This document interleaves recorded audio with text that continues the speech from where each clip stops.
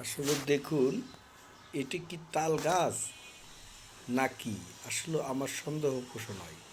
গাছটি দেখতে তাল গাছের মতন দেখা গেলেও আসলে আমি চিনতে পারছি না। আপনারা কেউ যদি চিনেন তাহলে আমাকে জানাবেন।